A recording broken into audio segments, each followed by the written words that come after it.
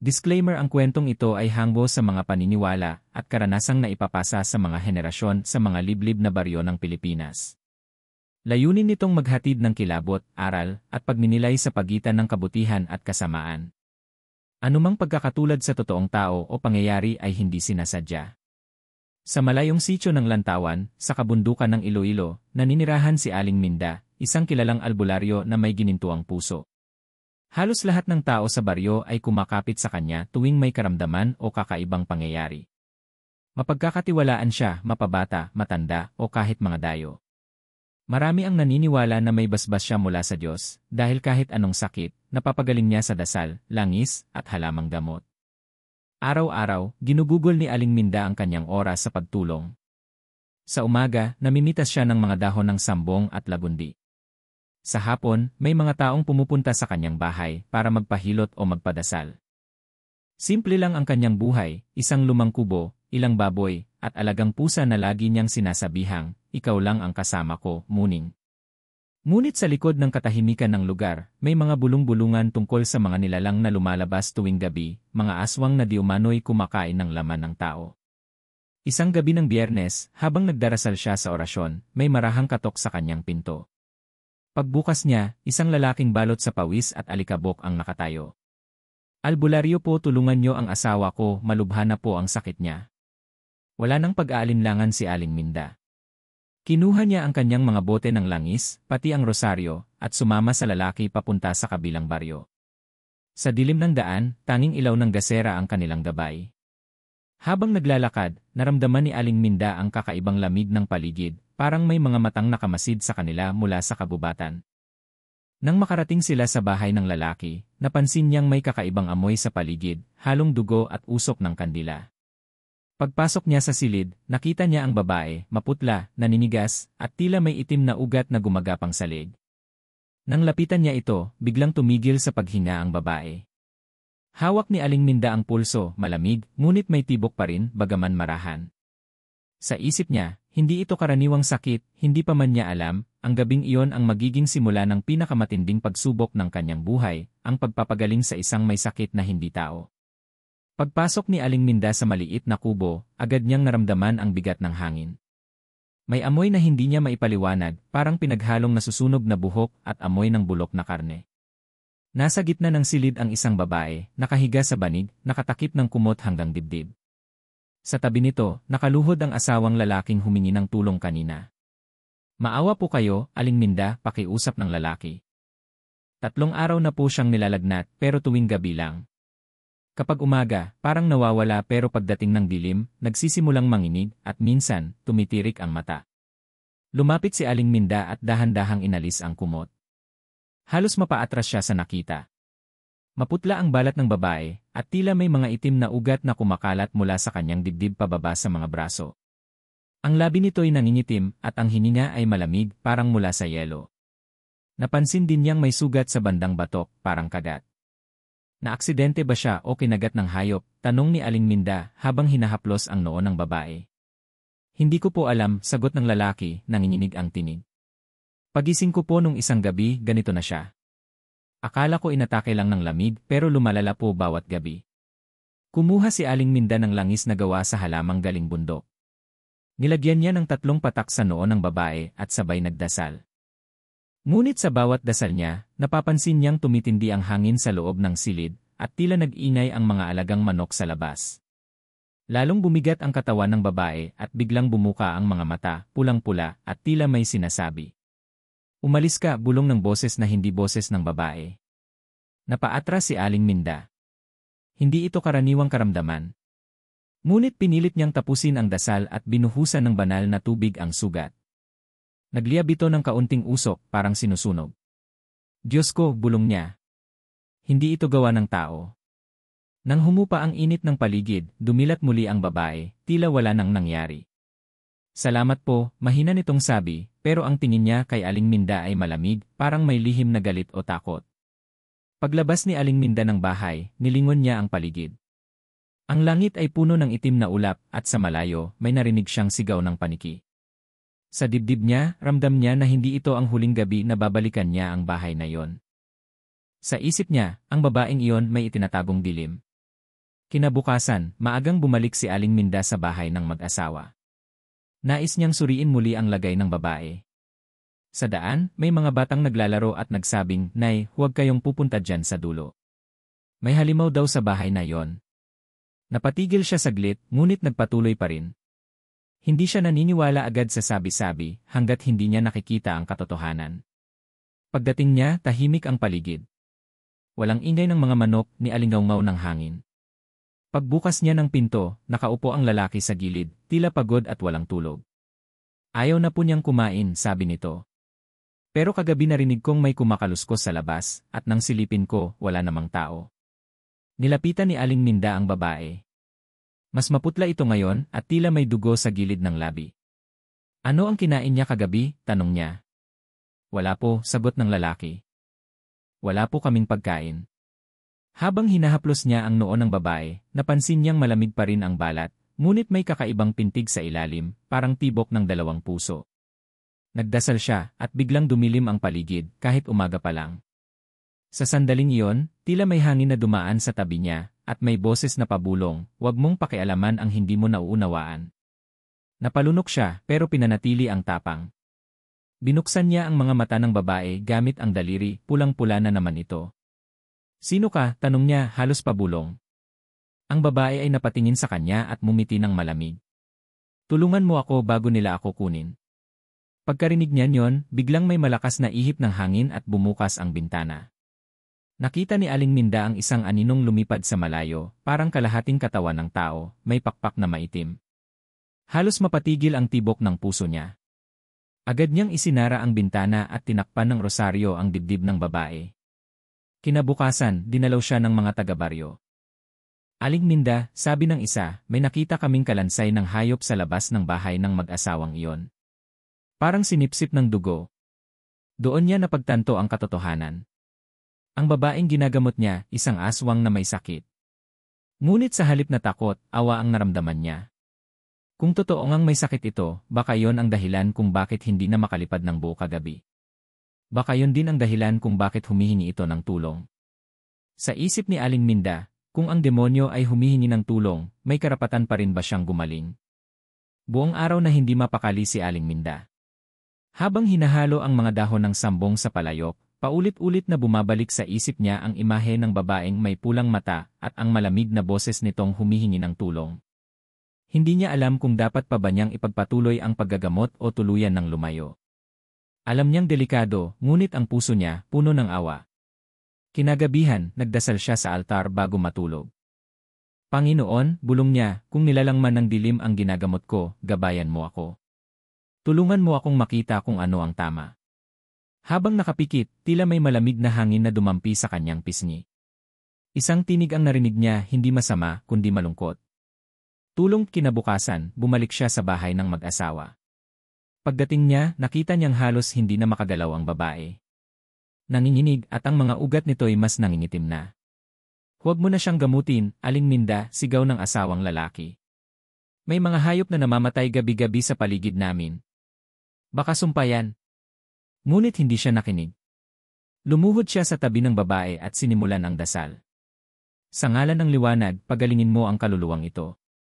Ngunit habang nagdadasal, naramdaman niyang dumidilim ang paligid. Parang may mabigat na presensya sa silid. Nagliyab ang dulo ng kanyang kandila kahit walang hangin. Biglang nagsalita ang babae, halos hindi sa sariling boses, "Bakit mo ako tinutulungan, albularyo? Hindi mo ba alam kung sino ako?" Sumagot si Aling Minda, "Alam ko. Pero alam ko rin na kahit nilalang ng dilim, may kaluluwa ka pa rin. At ang bawat kaluluwa ay may karapatang gumaling." Natahimik ang babae. Mula sa kanyang mata, tumulo ang luha, itim, malapot, parang usok. Sa sandaling iyon, parang nawala ang bigat ng paligid. Huminga ng malalim si Aling Minda. Alam niyang tama ang ginagawa niya, kahit laban ito sa takot ng iba. Ngunit paglabas niya ng bahay, sinalubong siya ng mga kapitbahay. "Aling Minda," sigaw nila. "Narinig naming ginagamot mo ang aswang. Gusto mo bang dalhin niya ang sumpa dito sa baryo?" Tahimik siyang tumingin sa kanila. "Kung takot ang pipiliin niyo, lalong lalakas ang dilim. Pero kung awa at pananalig, baka sakaling maghilom ang sugat ng kasamaan." Ang mga tao ay natahimik, ngunit may ilan na hindi kumbinsido. Alam ni Aling Minda, mula sa gabing iyon, hindi lang siya laban sa aswang, kundi sa takot ng buong baryo. Makalipas ang ilang gabi, nagsimula nang magsaliksik si Aling Minda tungkol sa pinagmulan ng sumpang dumapo sa babae. Dinalaw niya ang matandang pari sa kabilang baryo, si Padre Ernesto, na kilala sa pagkakaroon ng mga lumang tala tungkol sa mga nilalang ng dilim. Pagdating niya sa kumbento, agad siyang tinanong ng pari, bakit mo gustong malaman ang tungkol sa aswang, Hija? Sumagot siya, may ginagamot akong babae pero kakaiba ang sakit niya. Hindi siya ordinaryo. Tahimik na tumango ang pari at binuksan ang isang lumang aklat na balot sa alikabok. May mga aswang, sabi nito, na hindi ipinanganak na masama. Ang iba ay isinumpa dahil sa kabutihang ginawa nila. Nagulat si Aling Minda. Isinumpa dahil tumulong. Sagot ni Padre Ernesto. May mga lumang ritual sa Panay kung saan ang isang manggagamot ay maaaring magpagaling ng may sakit gamit ang kapalit, ang kanyang kaluluwa o dugo ng ibang nilalang. Kapag nabasag ang balanse ng ritual, nagiging sumpa ito. Ang gumagawa ng ritual ay nagiging aswang, hindi bilang halimaw, kundi bilang parusang espiritual. Mabilis siyang bumalik sa bahay ng mag-asawa, dala ang bagong pag-asa. Pagdating niya, nakita niyang gising na ang babae, nakaupo at nakatingin sa kanya. Aling Minda, mahina nitong wika. Alam kong alam mo na. Lumapit siya. Sabihin mo sa akin ang totoo. Paano nagsimula ito? Napaluha ang babae. Ako si Lira, isang albularyo rin noon sa Aklan. May batang namatay sa aking panggagamot. Sa sobrang takot ko, nagdasal ako ng isang lumang orasyon na bawal basahin mag-isa. Gusto ko lang siyang buhayin pero mali ang ginawa ko. Sa halip na buhay, dilim ang bumalik. Habang nagsasalita siya, unti-unting nagdidilim ang paligid. Bawat gabi, naririnig ko ang mga tinig ng mga nilalang na nasa ilalim ng lupa. Sila ang nagpapakain sa akin ng dugo. Gusto kong tumigil, pero tuwing lalaban ako, parang sinusunog ang kaluluwa ko. Hinawakan ni Aling Minda ang kamay ni Lira. Kung sumpa ito, kaya pa nating putulin. Hindi mo kailangang manatiling bihag ng kasalanan. Hindi mo naiintindihan, sagot ni Lira, nanginginig. Bawat tangkang gamutin ako ay nagbabalik sa kanila. Kapag sinubukan mong gamutin ako, baka ikaw naman ang maparusahan. Ngunit tumingin si Aling Minda sa kanya ng buong tapang. Kung iyon ang kapalit, tatanggapin ko. Ang liwanag ay hindi natatakot sa dilim. Sa labas, biglang kumulog. Bumuhos ang ulan. Alam niyang magsisimula na ang pinakamatinding laban, ang pakikidigma ng dasal laban sa sumpa. Gabi ng Sabado, nang magsimula ang ritual na inihanda ni Aling Minda. Ang ulan ay walang tigil, bumabayo sa bubong ng lumang bahay. Sa loob ng silid, nakahiga si Lira sa banig, nakapulupot ng puting tela at mga dahon ng tanglad, lagundi at basil na nagsisilbing proteksyon laban sa masasamang espiritu. Sa paligid ay may bilog ng asin at 3 kandila na kumikislap-kislap sa ihip ng hangin. Bago magsimula, lumapit si Aling Minda kay Lira. Ano man ang mangyari, huwag kang kikilos, sabi niya. At kung maramdaman mong may humihila sa'yo, tumutok ka lang sa dasal ko. Tahimik lang si Lira, ngunit may bakas ng takot sa kanyang mukha. Kung ako ang mawala, ipagdasal mo ako, mahinahon niyang sagot. Sinimulan ni Aling Minda ang orasyon, isang dasal na matagal nang ipinagbabawal dahil sa lakas nitong tumawag ng parehong liwanag at dilim. Sa bawat bigkas niya ng mga salita, nanginginig ang paligid. Parang may hangin na umiikot sa loob ng bahay, umiihip mula sa lupa pataas. Maya-maya, sumigaw si Lira. Ang mga mata niya ay naging pula, at ang kanyang katawan ay nagsimulang manginig. Tigilan mo! Hindi mo ako maililigtas, bulong ng isang boses na hindi na kanya. Ngunit hindi tumigil si Aling Minda. Itinaas niya ang rosaryo at ibinuhos ang langis sa ulo ni Lira. Sa ngalan ng liwanag, pawiin ang sumpang ito. Biglang nangingitim ang usok mula sa kandila at ang sahig ay parang umuuga. May mga aninong lumabas mula sa dingding, mga hugis tao, ngunit walang mukha. Isa-isang lumapit sa katawan ni Lira. Amin siya, sabay-sabay nilang sabi sa tinig na tila nagmumula sa kailaliman ng lupa. Tinindigan ni Aling Minda ang tapang. Hindi niyo siya pag-ari. Ang bawat kaluluwa ay may karapatan sa liwanag, sabay-sabay ng asin sa mga anino. Isa-isa silang naglaho, ngunit bawat isa ay nag-iwan ng kirot sa kanyang balat, parang paso. Lalong lumakas ang ulan. Kumidlat sa labas at sa sandaling iyon, bumukas ang pinto ng kusa. May malamig na hangin na dumaloy papasok at tila lumitaw ang hugis ng isang nilalang na kalahating tao, kalahating pakpak. Lumipad ito paikot sa silid, sumisigaw sa galit. Ngunit sa huling dasal ni Aling Minda, tumigil ang lahat. Pumikit siya at winika, kung kailangan ng kapalit, ako na ang magdadala ng sumpa. Huwag lang siya. Sumiklab ang liwanag mula sa kandila, sobrang liwanag na parang umabot sa langit. Pagmulat ni Lyra, wala na si Aling Minda sa gitna ng bilog. Tanging rosaryo na lang ang naiwan, nakasabit sa banig. Tahimik ang paligid, at unang beses sa loob ng maraming taon, wala na siyang naririnig na boses ng dilim. Pagmulat ni Lyra, basang-basa siya ng pawis at luha. Tahimik ang paligid, tanging patak ng ulan sa bubong ang maririnig. Sa gitna ng silid, nakalatag pa rin ang mga kandila, ngunit patay na ang apoy. Ang asin sa sahig ay naglaho, parang hinigop ng lupa. Wala na si Aling Minda. Sa banig, tanging rosaryo at isang patak ng dugo ang naiwan, mainit pa, tila bagong patak. Aling Minda, mahinahon niyang tawag, ngunit walang sumagot. Tumayo siya, nanginginig, at napansin niyang wala na rin ang bigat sa kanyang dibdib.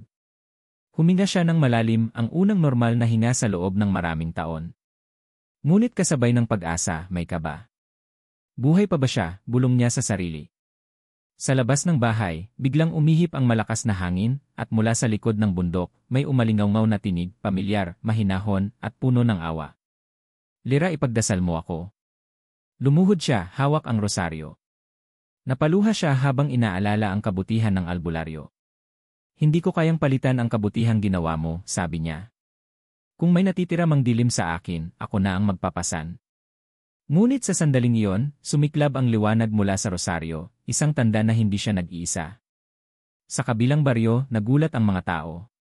Mula sa bahay ni Lyra, may nakita silang liwanag na tila umaabot hanggang langit. Marami ang nagsabing milagro raw iyon, ngunit may ilan na naniniwalang iyon ang kaluluwang pinabanal ni Aling Minda, na patuloy na nagbabantay sa mga nilalang ng gabi. Lumipas ang 3 araw, bumalik si Padre Ernesto upang tingnan si Lyra. Nang makita niya ito, halos hindi makapaniwala. Ang balat mo bumalik na sa dati, sabi niya.